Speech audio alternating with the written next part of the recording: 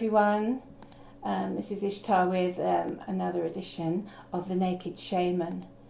And today I'm going to be doing something called the Alchemist Garden, based on a couple of videos that I've made. One at the beginning of this summer in the June time, and another that I made today for the autumn, just after the autumn equinox on the day of the supermoon eclipse. So it's a very special day today, and I wanted to talk a little bit about the garden and the importance of working with the garden in terms of getting in touch with our own sovereignty, which comes from the land. In the Sacred Sex Rites of Ishtar, my book, I talk about sovereignty and how it is a transmission of spiritual power that comes from the land that we live on. The transmission of sovereignty comes through our relationship with the land, through the resonance or the song of the earth. And this is even known to scientists, and they call it the Schumann Resonance because it was discovered by a scientist called Winifred Otto Schumann quite a while ago in the last century. We are part of the earth, and we're part of that resonance, and we're part of that song.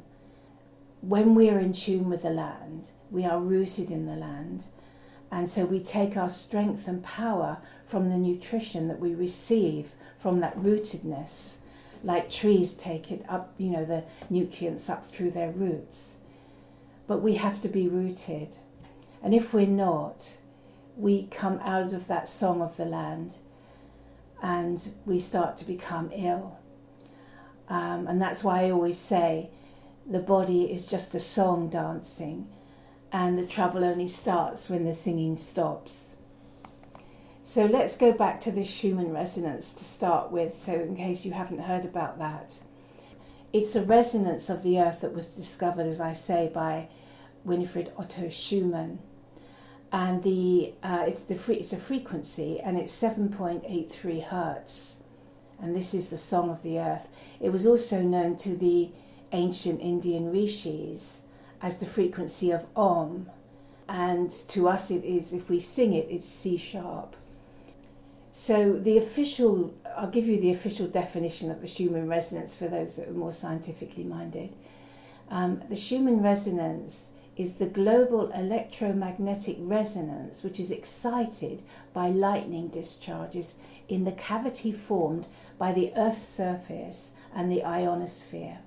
That's the official definition. And I think the lightning is very important here because this is something that's not generally understood about lightning, the importance of lightning to our whole existence. And I didn't understand it for a long time until I started practicing shamanism and started working with the different elements of the earth and different weather phenomena of the earth. I started working for a short time with the storm god and understanding about rain, storms, weather systems. And one day I was actually just watching a television documentary about how land is formed. And it showed these volcanoes under the sea erupting. And as they erupt, the lava comes up onto the surface and starts to form land. And so the commentator was really just concentrating on this and showing different examples of it all over the world. I think, although mainly around the Pacific Ring, because this is where it's most prevalent. And he was concentrating on this whole thing of the volcano creating lava, and then that creates land. But I noticed that with all of these, there was one common factor, and that is that fork lightning was present at each of these births of the land. And he didn't mention that, and I suppose he might have thought it was just a coincidence or didn't feel fit to mention it. Anyway, I after a while watching this, I started to talk to the lightning on the television screen, which I know doesn't make sense according to how we view reality. But when you're working in the shamanic dimensions, it makes no difference. The thing that this was filmed a while ago and it's actually on a box, and so none of that counts. You can talk to anything on the television, actually, that's alive, and it'll talk back to you. Anyway, so the lightning, I said to the lightning, why are you always present at these births of the land? And it literally did just turn to me and just said, midwife. And that stayed with me, that the lightning is the midwife of the earth in that way. It's more than a metaphor. I think it's something that one day we will understand more scientifically, but currently modern science is very blinkered for reasons that I'll come on to, because they don't recognise spirit in matter. Basically, that's what it comes down to. So this Schumann resonance is very much dependent upon the midwife of the earth, the lightning discharges that form in the cavity, in between the cavity formed by the Earth's surface and the ionosphere. So what they have found as they've started to work, I mean, this is, scientists working with the Schumann resonance, they found that the human being is in a much better state, health-wise, on every level, if he's in tune with the Schumann resonance. And they've done various experiments where they find ways to cut people off from that resonance, and they gradually become quite ill, and then they restore the resonance again, and then they become better very quickly, and very much better very quickly. So this is how dependent we are on the Schumann resonance. And unfortunately, over recent years, there's been a little bit of a problem in that with this sort of electromagnetic smog that we're all in now, with Wi-Fi and cell towers and everything else that's going on. It can block or confuse the Schumann resonance from in our bodies, so that we're not fully experiencing it. So it's quite, one thing I like to do is to go out for a walk, and I have various trees that I'm very fond of and I go to visit, and I'll put my hands on the trunks of these trees and say, please restore my body to be in tune with the Schumann resonance. And that starts to happen very quickly. You feel this energetic cycle running through your arms, down into your body, down into the earth, and then it comes up through the tree and then back down through my body. So we create this Schumann resonance cycle, and it's very, very healing and very energizing. So that's something very simple that anyone can do, if you can find a tree that you like to do that with. Interestingly, a friend got in touch with me yesterday with an article that says that the Russian space observing system has noticed that there have been changes in the resonance of the Schumann resonance in recent years. Well, since June 2014, the monitors there have showed a sudden spike in activity to around 8.5 hertz. If you remember, I said it's normally 7.83. So they've noticed this spike to 8.5, but they've also said there have been some days when it's gone up to 16.5. This ties in with some work that I want to come on to anyway, and that's the work of Colin Kingshott, who's a synthesete, and he's been a friend of mine now for several years. And a synthesete is someone that can hear colours or see musical notes. And in Colin's case, he can hear the different songs that the plants and flowers and trees are singing. And he's had this probably from birth. And it's only as he got older that he realised that he wanted to get in touch with it more, work with it more. Eventually, over many years and decades really, he's now developed some healing products, some wonderful healing products, which we've just started to sell on our website, the Holistic Health Store, which actually distills the sonic qualities of the flowers, herbs, plants, trees, and even the resonance of the wings of birds, butterflies and dragonflies into various products, essences, aura sprays, and even spa products like shower soaps and body creams. So I'll put a link for you there if you want to have a look at those. It's the Holistic Health Store, and I'll put a link at the end of the video. But Colin told me a few years ago that when they look at the fossil layers, when archaeologists excavate fossil layers, they find that the shapes of the seashells change with every age. And he said what's interesting is that the shapes of the seashells are changing now. So this would tie in with the Schumann Resonance changing, because as you know, everything on Earth is how can we say, matter is really just atoms dancing, and they dance at different rates, different frequency, according to the song that's running through them, and that creates their shape. So if the seashells are changing shape right now, that might be because the Schumann Resonance is changing. Now, what does it mean that the Schumann Resonance is changing? I don't think it's anything to panic about. I think it's actually a sign of the times that are a-changing, as Bob Dylan sang. And this is how times change, and it happens very slowly. It's not going to happen like you're going to wake up tomorrow and suddenly it's all going to be new and different. It'll probably take hundreds of years before we really notice much of a difference. But certainly those of us that are really sensitive are already picking up these differences and learning to dance to new tunes, basically, which is what it's all about. And it isn't something that you have to worry about or get practice from your mental body, let's say, or even your emotional body. Neither of those bodies will help you. It is more about letting go into the dance of the earth in the way that we work with the earth through love. And this is really why it's so important what the alchemist does in the garden. That's really all it's about, is learning to enter into that dance in different ways, becoming closer to the spirits of each plant that they work with, and finding ways to be a part of the garden rather than someone that just comes along and inflicts what they want on the garden. I suppose the ultimate metaphor for that, and it's not even a metaphor because it happens, is the difference between understanding what all the plants are, and even plants that we generally think of as weeds might be herbs, might have medicinal qualities or spiritual qualities that we need to get to know about, and we'll only learn that by talking to the plant. Or we can take the attitude that they're just a weed, they get in the way, and spray it with glyphosate, and then end up giving people cancer because it's a carcinogenic agent. This is the two differences. It's the difference between chemistry and alchemy.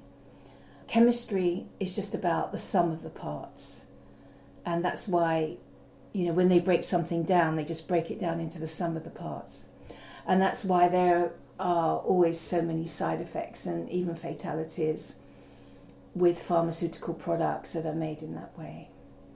Alchemy recognizes that all creation is more than the sum of its parts, and it's the more than bit that is the spirit.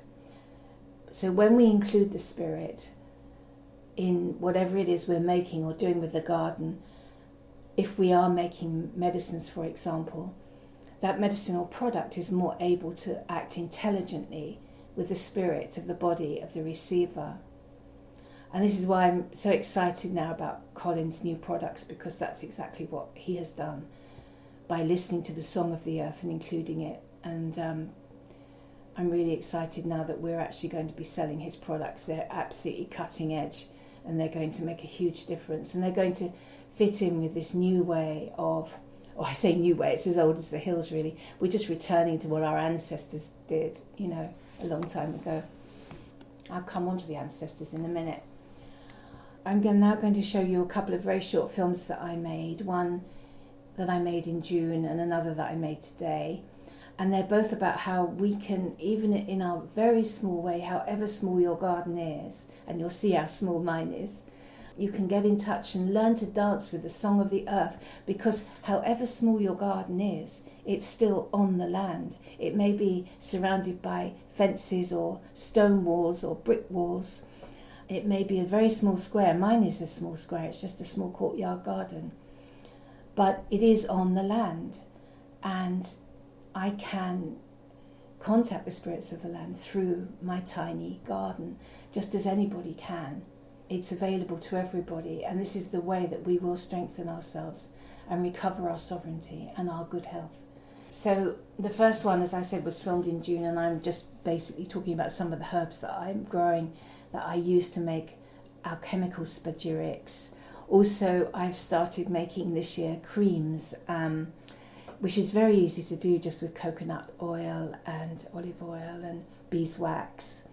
And then you just put in, whichever flower. I've used lavender. I have done a lavender one. I'm going to do a rosemary one later on in the week.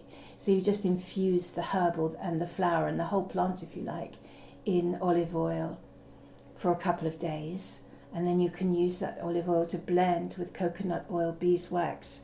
And then you can even put a few drops of lavender essence in. So you can make different creams and soaps from the garden, and that's just another way of working with it alchemically. I've found the lavender cream has been amazing for my skin. It's cleared up really bad skin condition that really nothing else, I didn't even bother going to the doctor, to be honest, because I've given up with that side of things now. But that combined with my friend Marie's homeopathy, Marie McLaughlin, some of you will know her, she's a very good homeopath.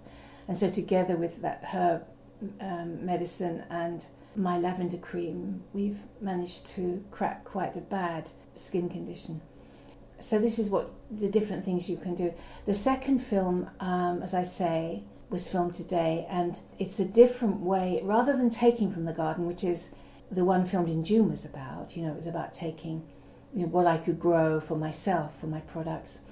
This one is about giving back to the garden. I talked a little bit in the last Naked Shaman about the importance of Thanksgiving, and on the autumn equinox I had a little ceremony in my garden and used some of the sticks from the garden to make a fire and to give thanks, basically just to give thanks to the spirits for the wonderful harvest this year. But there's also a way of actually giving back, and this is called composting. And so I'm going to be talking about the composting that we're doing, because it's about giving the garden back to the garden. It's about getting that cycle going and becoming a part of that cycle yourself, so that you enter into the dance of the garden.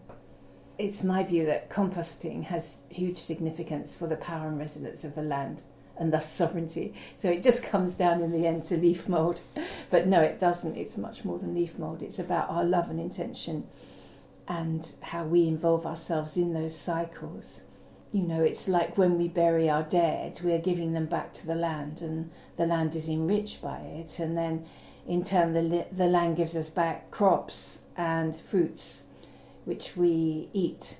And so this in itself intensifies, increases our resonance with the land, and we become a part of the land of our ancestors. So this is what sovereignty means. It's about that rootedness in the land of our ancestors. And I would just add that I know it's a lovely thing to, lots of people like to sometimes take the ashes of their ancestors and throw them out to sea after they've been cremated. And yes, that's a lovely thing to do, and if people want to do that, that's up to them. But do remember that when you give your ancestors back to the land that they were reared by, that they were fed by and nurtured by, it does create a much stronger resonance cycle, which helps to enable your own sovereignty in the land. And when we each individual have sovereignty in our own land, then we are kings of our own land. It's not about an elite taking the sovereignty and being kings over everyone else who are a sort of slave class. It is about everyone being, they say an Englishman's house is his castle, and I think that just about sums it up. And so I'm going to show you the composting that I'm starting to do this year, and hopefully that might inspire you to think about doing some yourself. So I hope you enjoy these 2 short videos, and they'll give you the inspiration to begin or even to continue to find your own dance within the song of the earth. Thank you. So welcome to the Alchemist's garden. This is the follow-up from yesterday's Alchemist kitchen, which is also, you'll be able to see, I'll put a link to it. So hanging up in the kitchen you saw the red valerian, and that's where it comes from. You can see it's growing up on the wall there. This is the most amazing plant, and it grows all over Glastonbury. I've never seen it grow so much as it does here. It just grows in great profusion along all the pavements and hedgerows. I'm a great believer in herbs only coming to people that need them, and I've been trying to get to know this herb a little more, to find out why it's come to us in Glastonbury. It is known to be a great sedative and helpful for calming the nerves, and also very good for insomniacs to help them sleep. And so I don't think people have trouble sleeping around here, but I think there are many great dreamers around here, and it may be for those dreamers that this herb has come. And I hope to find out more about it, and as I do, I'll let you know. I'm very interested in working with herbs alchemically, and there's a whole section in my book, The Sacred Sex Rites of Ishtar, about how that's done, and recipes in there as well, so you might want to check it out. So we talked yesterday about comfrey, and I wanted to show you the comfrey, which is down here, is being sort of looked after by the nettle. The nettle, again, is a wonderful herb for tonics, for iron tonics, but again I like to use it shamanically, and I have been working with nettle for quite a few years actually. It was the first herb I got to work with alchemically, and he's become a wonderful spiritual ally of mine now. I'm letting him go to seed because I want some more of his friends to come next year, and because I want to work a lot more with him. Down there you can see I put some copper around some seedlings too. It's a blue squash and it's mange 2 growing there to protect them from the slugs and snails, which I have quite a problem with, and as you can see from the comfrey, they've already had a go at that as well. They really do like comfrey. But comfrey is wonderful for what is, as an ancient folk remedy, it was called the bone knitter, because it's very good for regenerating cells, whether it's bone, ligaments, skin. Recommended not to take internally, because you can take too, if you take too much of it, it's bad for your liver. But applied externally, it's just brilliant for any kinds of wounds and burns. I showed you my finger yesterday when I used the comfrey leaf to heal the burn, and I don't know if you can see it here, but there it is. You can see it's just getting even better today, so I'm quite pleased with that.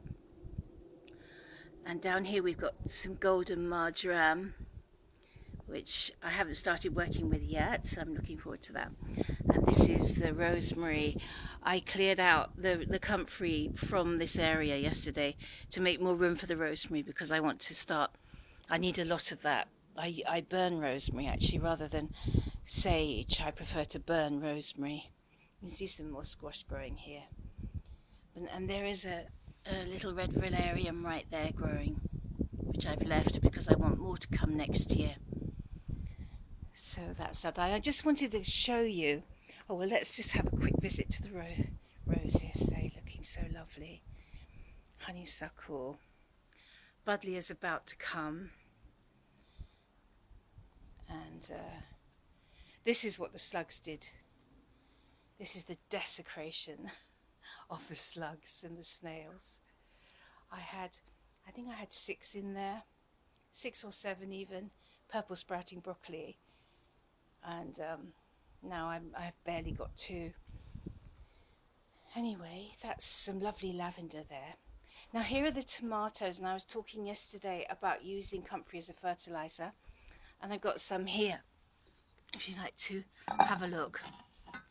And so that's got the leaf in and the stalk and the flower.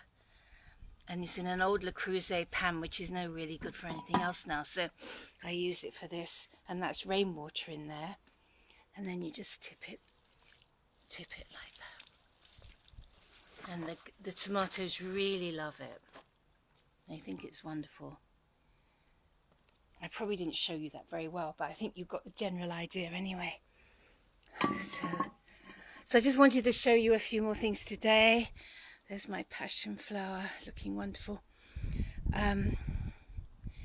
Obviously you can go to a herb shop and buy herbs to do wonderful things with, but it's a whole other experience to grow the herbs yourself from scratch, and using astrology as well to grow them at the right time according to the moon cycles, and to pick them at the right time. And each plant is governed by a different planet, so you have to pay attention to that as well. And this is really about getting to know the spirit of the plant. That's what alchemy is.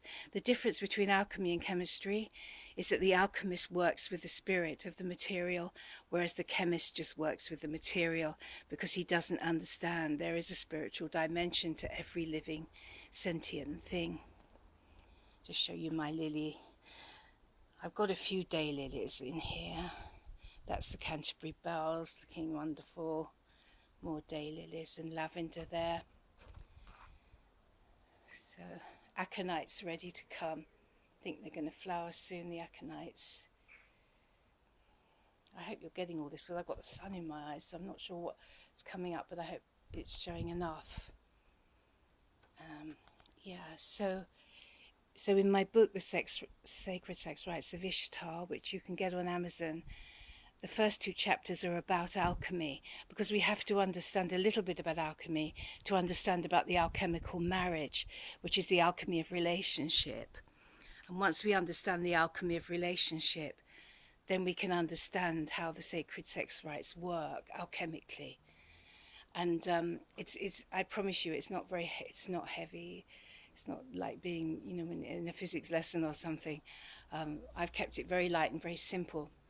But in there you can learn a lot more about the importance of working alchemically with everything really in nature, and the difference it makes. So thanks for listening. Bye for now.